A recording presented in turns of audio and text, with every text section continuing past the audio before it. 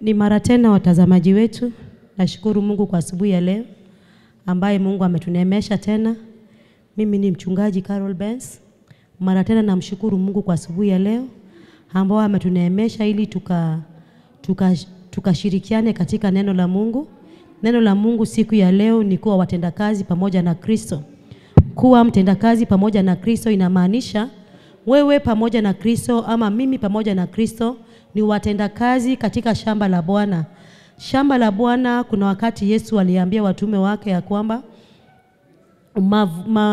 mavuno yameiva lakini watendakazi ndio wachache. Inamaanisha ya kwamba tunapozidi kuwa katika ufalme wa Bwana, tunastahili kuwa watenda kazi pamoja na Kristo. Wewe ni mtendakazi, mimi ni mtendakazi. Kristo mwenyewe akasema katika neno lake ya kwamba babake angali anafanya kazi mpaka wa leo. Inamaanisha mimi, wewe, Yesu Kristo pamoja na Mungu tungali watenda kazi katika shamba la Bwana, ambaye Bwana inasemekana ya kwamba yeye ndiye anatengeneza miti hiyo ya mzabibu. Tutajihimiza kutumia hilo neno kutoka kwa kitabu cha Luka 19 sehemu ya 7 mpaka 10. Luka 17 kuanzia sehemu ya 7 mpaka 10 inasema hivi: Lakini ni nani kwenu mwenye mtumwa alimae au achungaye ng'ombe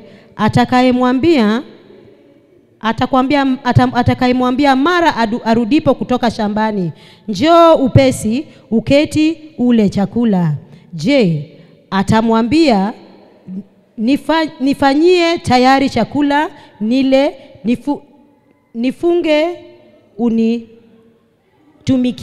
hata niishe kula na kunywa, ndipo nawe utakapokula na kuvinywa? Inamaanisha ya kwamba katika hali yetu sisi wenyewe ni watendakazi pamoja na Kristo. Hakuna yule mtumishi ambaye ataambia mkubwa wake ama mwajiri wake ya kwamba hivi sasa nimerudi kutoka malishoni, nimerudi katika kulisha ng'ombe, nimerudi kutoka shambani, kiasi kwamba mimi sasa nahitaji kuketi chini na kupumzika. Inamaanisha ya kwamba katika shamba la Bwana ambalo ni bustani la Bwana, ambayo bustani la Bwana ambayo ni ile kazi ya kuhubiri injili ya Yesu Kristo, kazi ya kutembelea wagonjwa, kazi ya kufanya katika shamba la Bwana ambayo ni bustani ya Bwana, hakuna mahali pa kupumzika. Kuna mtu mmoja tu ambaye Mungu anamkumbuka ama anamfahamu. Yule mtu ambaye anaitwa mtumishi mwema. Mtumishi mwema peke yake ndio yule mtu ambaye Mungu atakuwa ndio mtu peke yake ambaye Mungu anamkumbuka. Kwa sababu gani? Biblia inasema ya kwamba tukiwa hapa duniani baada ya kupokea wokovu, sisi ni watenda kazi pamoja na Kristo. Inamaanisha hakuna mahali pa kupumzika hapa duniani. Bora tu umepokea wokovu wa Yesu Kristo, wewe na mimi inatubidi tuingie katika kazi la Bwana ili tuendelee mbele na kufanya kazi ya huduma, ya kuleta watu kwa Mungu, ya kuhimiza wapendwa. Hatutaketi chini tumwambie Bwana, sasa ni miaka zaidi ya 20 ama ni miaka zaidi ya 10 ama ni miaka zaidi ya 5 nimekuwa nikifanya kazi katika shamba lako, na mimi sasa pia nataka niketi chini. Mapumziko haiko hapa duniani. Wapendwa, tujitayarishe wakati wote, jinsi ambavyo Biblia inavyosema. Hakuna mtumishi ambaye ametoka kuchunga wala kutoka shambani akirudi hivi kwa mwajiri wake amwambie sasa hivi nahisi ya kwamba nimechoka nami niketi nile. Ataelezwa ya kwamba mimi ndio ninahitaji kusaidiwa, ili hali ulikuwa shambani kule ukiwa unafanya kazi yako ya kawaida. Inamaanisha ya kwamba kazi ya kuhubiri injili ni jukumu lako. Kazi ya kutembelea wagonjwa ni jukumu lako, kwa sababu hilo neno ambalo Yesu alitupatia tukiwa hapa duniani, akisema ya kwamba sisi pamoja na yeye ni watenda kazi. Mpaka wa sasa sisi kazi yetu ni kufanya tu kile ambacho tumeamuriwa tufanye. Baada ya kufanya hiyo kazi, malipo itakuwa ni ya Mungu. Kwa hivyo jukumu letu sisi kama watoto wa Mungu ni kutaka kufanya mapenzi ya Mungu. Hatuwezi tukasema wakati wetu wa kupumzika umefika. Sasa hivi nasikia Bwana, wakati wangu wa kupumzika umefika. Wapendwa, ni wakati wa kufanya kazi. Mavuno yameiva, lakini wafanyikazi ndio wachache. Ni kwetu sisi tutie nanga. Ni sisi kwetu tuombe Mungu atupe bidii. Ni sisi kwetu tuombe Mungu atupe upendo na neema ya kutosha. Ni sisi kwetu tuambie Mungu atupe neema ya kwenda. Ni sisi kwetu tuombe Mungu nguvu ya kwenda. Hili tunapoendelea katika kazi ya huduma, tusijipate ni kana kwamba tunataka tulegee.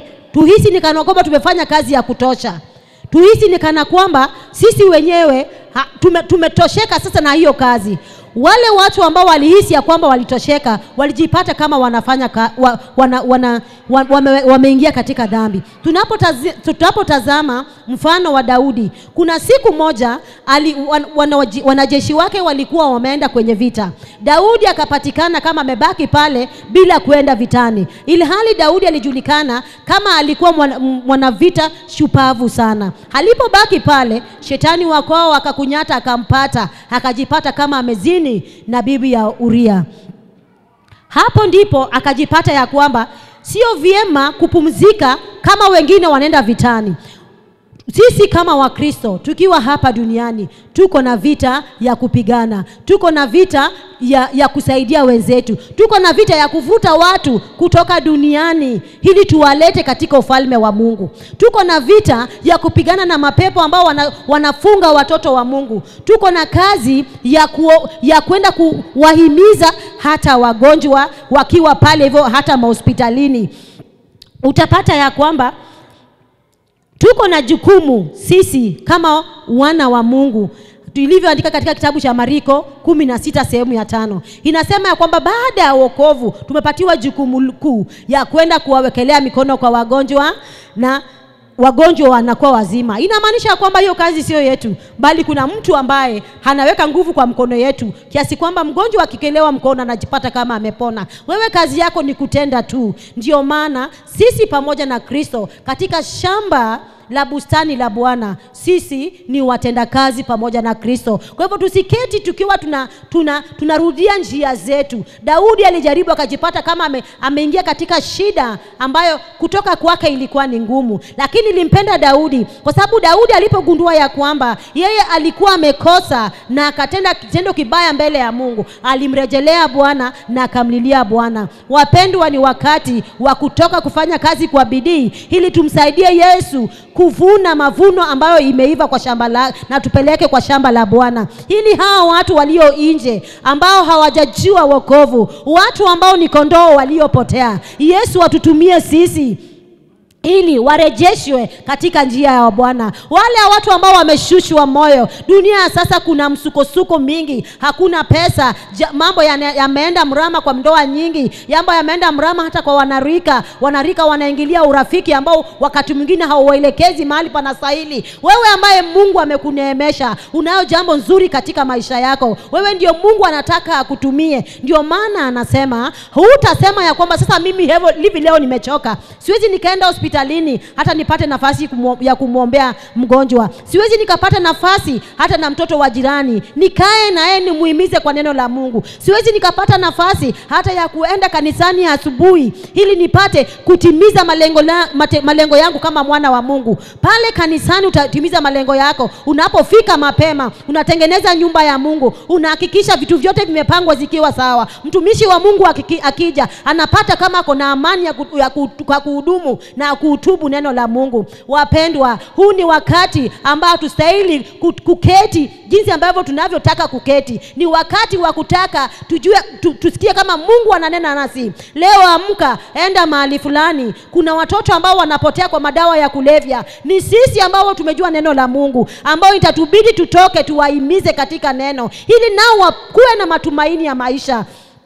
Kwa sababu pengine imefika kiasi kwamba sasa wanahukumiwa hata na familia zao, wanahukumiwa hata mahali pao pa shule, wanahukumiwa popote wameenda. Lakini sisi kama watendakazi pamoja na Kristo, Yesu Kristo hakubagua mtu yoyote. Kama alimchukua Paulo yule mwenye dhambi mkuu na akamtumia kufanya kazi mingi, nasi pia ni kwetu tuhimize wengine ili na wao pia wapate kutumika na Bwana. Kwa hivyo Bwana anatuhimiza hivi asubuhi ya leo wapendwa, ya kwamba tusiketi tu tuseme ya kwamba tumeshatoka malishoni, tumechoka, tumekutana na mapepo huko, tumepigana na mapepo, wengine wakatugwara, tunasema ya kwamba tumechoka na kazi ya Bwana. Tunasema ya kwamba hapana, la hasha, mavuno ni mengi, watenda kazi ndio wachache, na sisi pamoja na Kristo ndio watenda kazi. Wewe hauna nguvu yote ya kumponya mgonjwa, wewe hauna nguvu yote ya kumkomboa mtu, wewe hauna nguvu yoyote ya kufika mahali unastahili kufika. Kama sio nguvu ya Yesu, sisi ni bure. Kama sio nguvu ya Yesu, sisi hatuwezi chochote. Lakini kwa neema ya Yesu Kristo atatuwezesha ili tufike pamoja naye siku moja tukiwa tuna furaha, tukiimba haleluya hosana,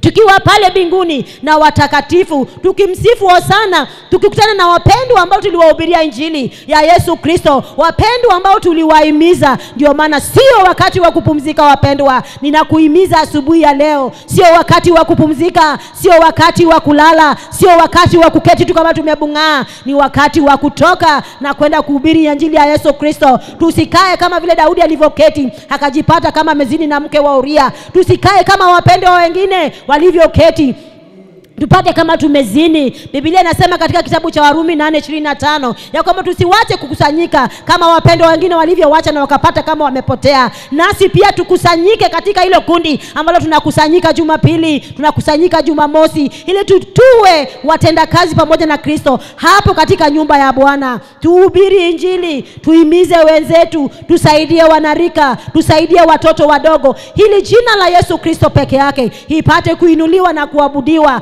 Ili siku moja nasi pia wakati Bwana atapatia watu wake taji, nasi pia tupate taji kwa ile kazi nzuri ambayo tulifanya tukiwa hapa duniani. Wapendwa, hatukuokoka ili tuketi tu. Wapendwa, hatukuokoka ili tuone, hatukuokoka ili tuangalie kwa umbali, bali tuliokoka ili neno la Mungu, injili iendelee. Injili ya Yesu Kristo ni kuponya, injili ya Yesu Kristo ni kuweka huru, injili ya Yesu Kristo ni kuleta wokovu, injili ya Yesu Kristo ni kuwahimiza wale walioshushwa, wale ambao wanapoteza tamaa ya maisha. Leo hivi na jioni ninakuhimiza ili tuwe watenda kazi pamoja na Kristo katika shamba lake. Himiza wale ambao wameshushwa, himiza wale ambao wako chini, kumbuka hata na wagonjwa, hata na wale wako jela, kwa jina la Yesu Kristo. Asante kwa asubuhi ya leo. Tunaomba Mungu Baba, ninasema ni asante kwa sababu ya mtazamaji wangu, asante kwa sababu ya maisha yake. Anapotoka Bwana asipate udhaifu wa kupumzika, awe anataka ili alipe kama wakati wake hujafika. Bwana, tutengeneze na utupe nguvu ya kwenda ili tuendelee mbele kuhimiza wenzetu. Kwa jina la Yesu Kristo tumeomba na kuamini. Amen.